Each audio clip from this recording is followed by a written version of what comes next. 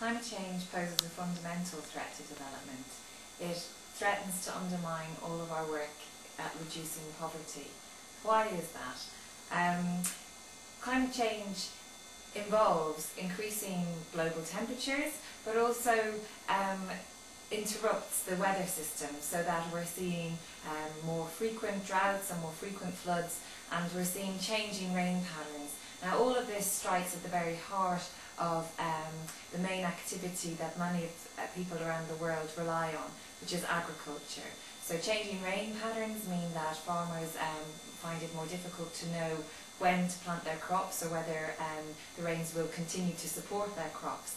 But also increasing floods and droughts, they directly affect people's lives through loss of life in severe weather phenomenon, but also at people's assets, so their homes and their lands and their livestock are also threatened. So responding to climate change means we need to be addressing these incidents that, while they might not be new threats to us, because they're happening more frequently and more severely, we need to take that into account better in our work. In responding to climate change, we need to become better at factoring climate change into our work. This means better analysis of how climate change has been affecting our work and how people are adapting to climate change. In many cases, people are adapting through changing their practices, so we need to build on those positive strategies that people are adopting, but also to factor in the changes that are coming down the line. It means doing more of what we do better, but there is the challenge is to know what is happening in the future. So better information on predictions. I know we don't promote tea, but I don't know the case with maize or whatever.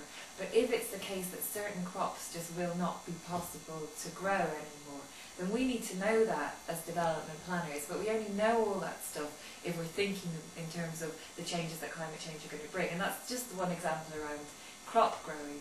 But if it's also, in Mount Kenya still, like the glacier in Mount Kenya is shrinking, like it's lost 92% of its thing over the last 100 years, so it's shrunk by 92% over the last 100 years. And if most of the energy in Kenya is hydroelectric, and if that feeds so many of the rivers that our partners are using to irrigate land and create electricity. That it's not about those, because all the time, there's always been climate variability where things change year to year, but on balance, you kind of stuff works enough, or it doesn't. That's why people are still so massively poor. But we know what we're working with, even though there's fluctuations.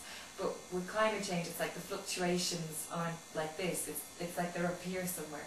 There's less water from glaciers, or these certain crops that we've been growing for centuries aren't going to be able to grow anymore, or climate change. Do you think this area going to be a significant threat?